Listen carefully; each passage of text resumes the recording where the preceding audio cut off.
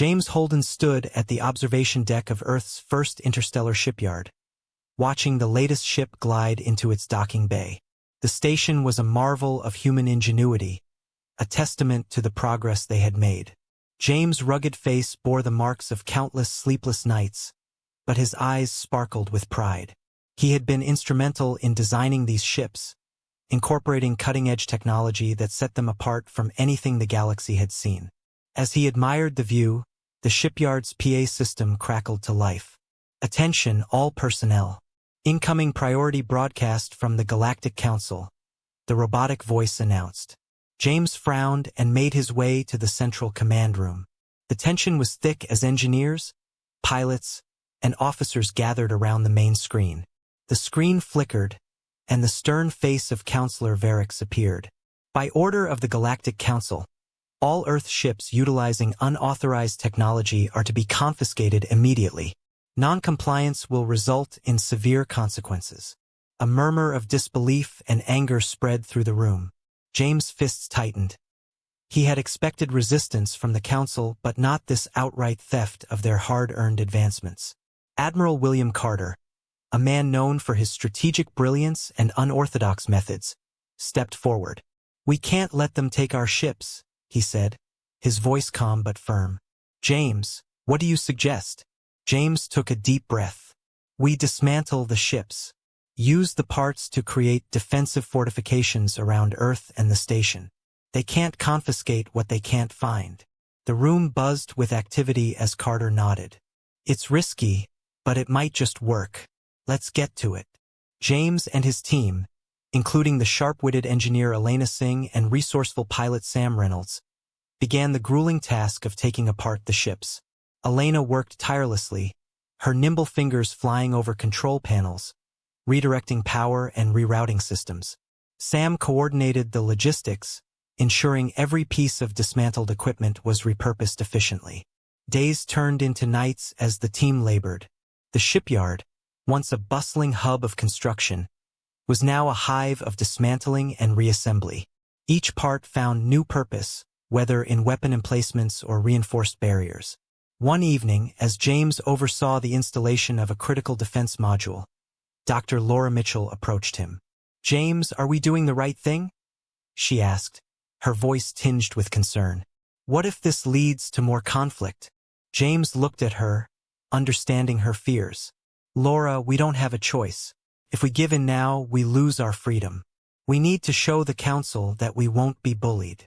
The Galactic Council did not wait long to test Earth's resolve.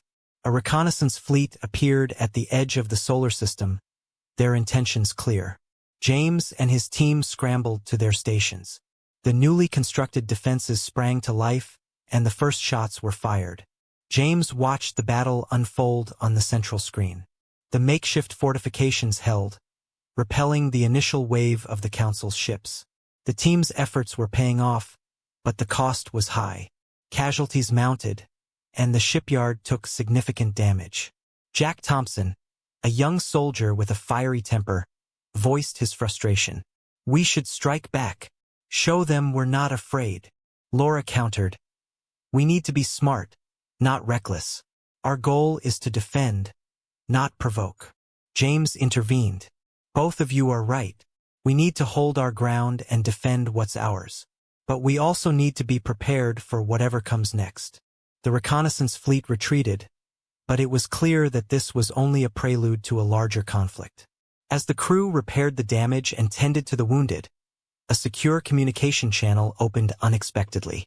The face of Ambassador Nilia, a member of a sympathetic faction within the Council, appeared. "We need to talk," she said, urgency in her eyes.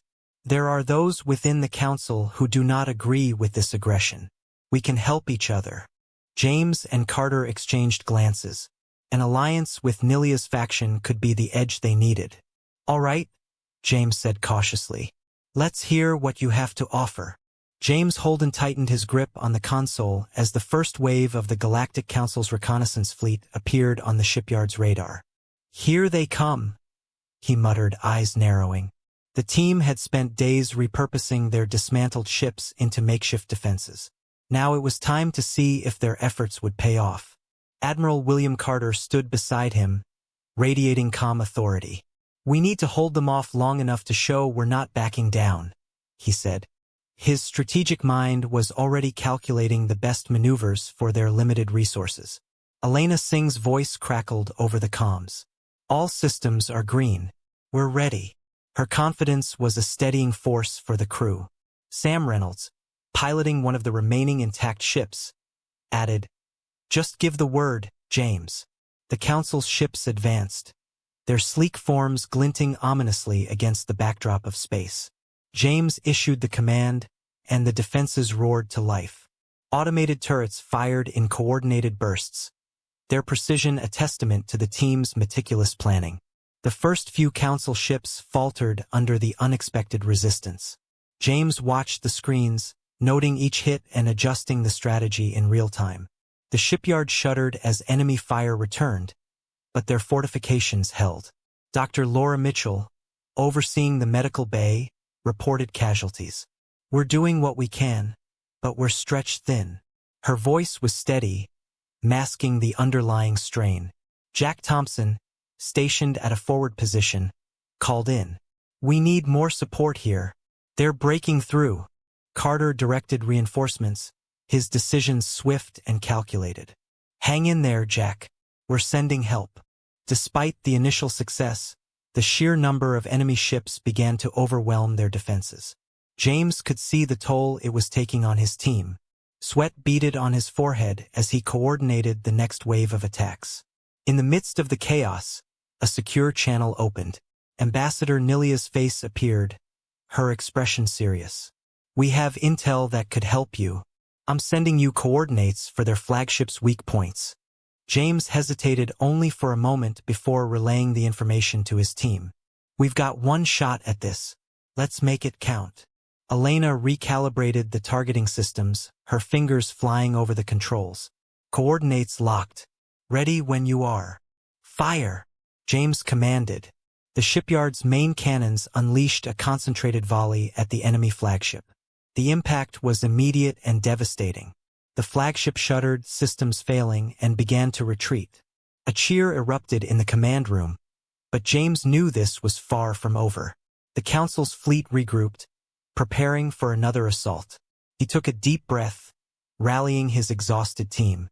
"We've bought ourselves some time, but they'll be back," Carter said, echoing James' thoughts. "We need to use this reprieve wisely." James nodded, already thinking ahead. "Elena, Sam, start repairs on the critical systems. Jack, coordinate with Laura to set up additional triage stations. We need to be ready for the next wave." As the team dispersed to their tasks, James took a moment to reflect. The brief communication from Nilia had been a turning point. He hoped her faction within the Council could provide more support in the future. The respite allowed James to connect with his crew, addressing their fears and boosting morale. "We've proven we can stand our ground," he said, meeting each person's gaze. "Now we need to keep pushing forward." Laura approached, her usually calm demeanor showing cracks of worry. "James, the wounded are increasing. We need more medical supplies." "I'll see what we can spare from the storage bays," James assured her.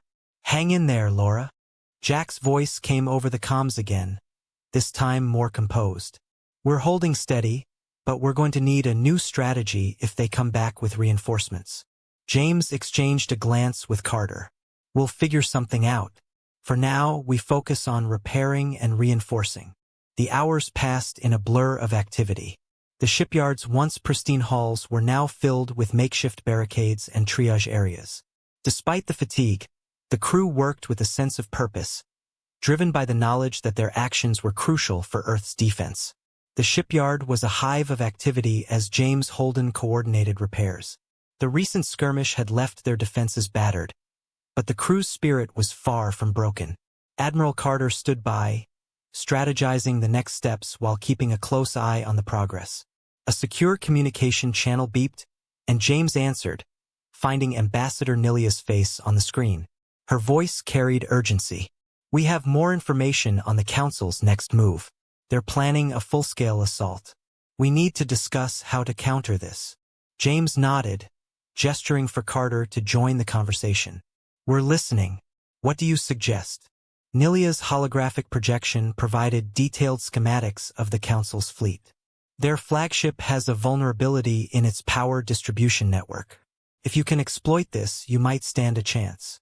Elena Singh, ever resourceful, quickly began analyzing the data. "We can modify our targeting systems to hit these weak points, but it will take some time." "We don't have much of that," James replied, glancing at the timer indicating the projected arrival of the enemy fleet. "Do what you can, Elena." Sam Reynolds joined the discussion, his voice confident.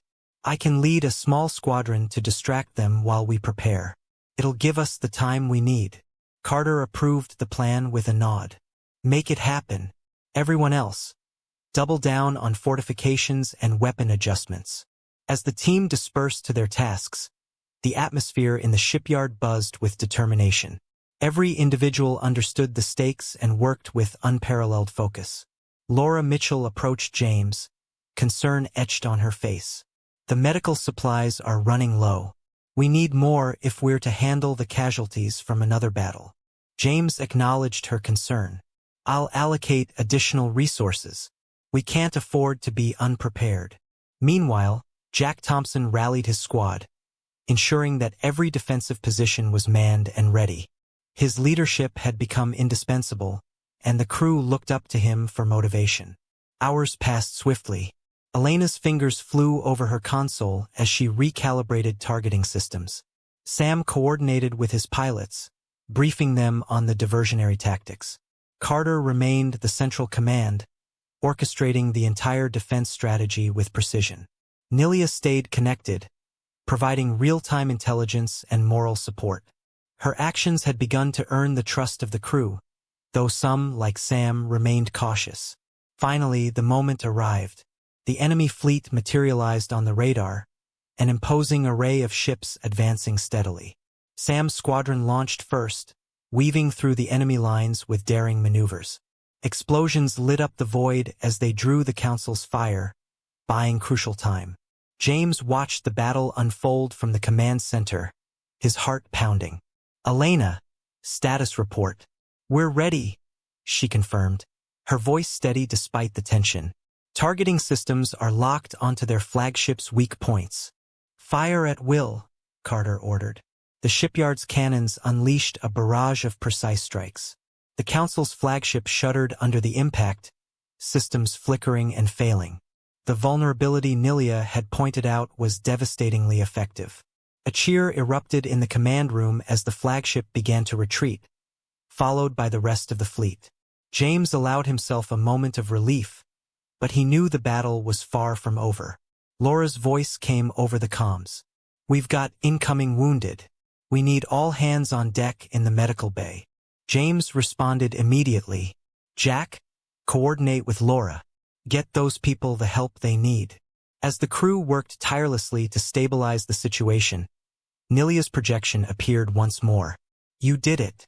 The Council will think twice before attacking again, but we need to discuss long-term strategies." James and Carter exchanged a look. The immediate threat had been neutralized, but the underlying conflict remained. "We're open to suggestions," James said. Nilia's expression was resolute. "We need to push for diplomatic negotiations. There's a faction within the Council that supports your independence. With your recent victory, we have leverage." James considered this. "It's a risk, but it might be our best shot at a lasting peace." As the crew regrouped and tended to their duties, the sense of accomplishment was palpable. They had defended their home against overwhelming odds and had a chance to secure a better future. James Holden sat at the conference table, the weight of the recent battle still fresh on his mind. Across from him, Admiral Carter and Ambassador Nilia were deep in discussion about the upcoming diplomatic negotiations with the Galactic Council. They had managed to repel the Council's assault, but the real challenge lay ahead, securing Earth's autonomy through diplomacy. Nilia's voice was steady, her conviction clear. "We have a window of opportunity. The Council is reeling from their defeat, and there's a growing faction that supports our cause. We need to press this advantage." Carter nodded thoughtfully. "What's our first move?"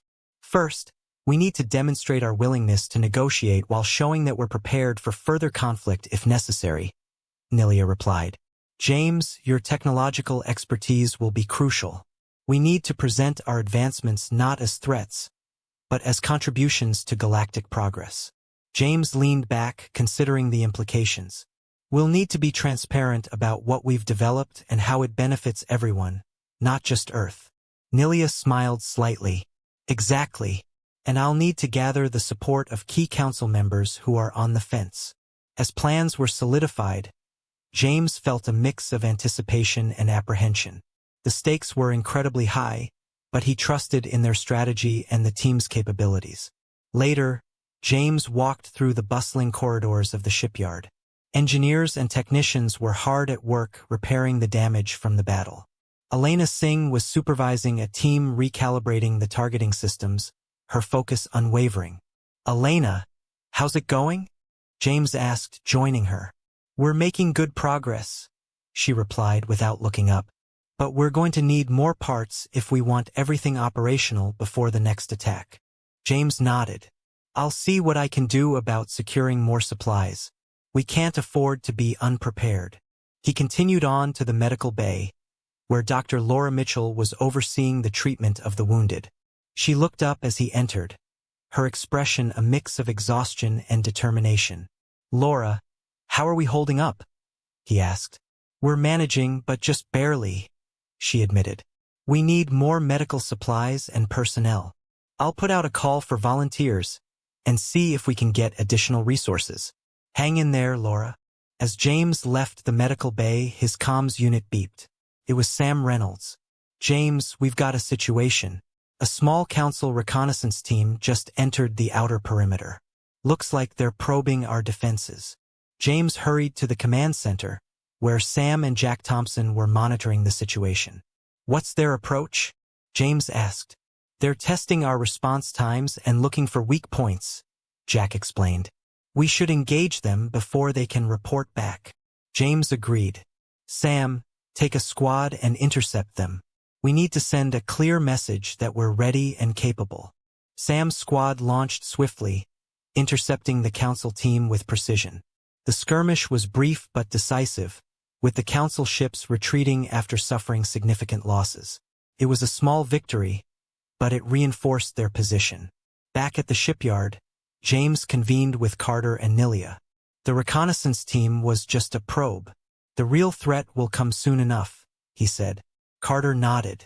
We need to be ready for anything. How did the negotiations go? Promising, Nilia replied. We've secured tentative support from several council members. They're open to dialogue, but they need assurances. James considered this. We can use the data from the recent skirmish to demonstrate our capabilities and our willingness to defend ourselves. It might help sway those who are still undecided. Nilia smiled. That could work. Let's prepare the presentation. As they worked late into the night, James felt a sense of resolve. They were on the brink of a critical juncture, and every decision mattered. The crew's dedication and the support from Nilia's faction gave him hope. The following day, they presented their case to the Galactic Council. The room was filled with tension as James outlined their technological advancements and the recent defense strategies. Nilia spoke eloquently about the need for cooperation and mutual benefit. When the presentation concluded, there was a murmur of discussion among the council members. Finally, Councillor Varick spoke. We acknowledge your progress and your willingness to negotiate. We will consider your proposal and reconvene tomorrow. As the session adjourned, James and his team exchanged relieved glances. They had taken a significant step forward, but the outcome was still uncertain. That evening, James stood on the observation deck, reflecting on the journey so far. The galaxy was watching their next move, and the future depended on their ability to navigate these turbulent waters.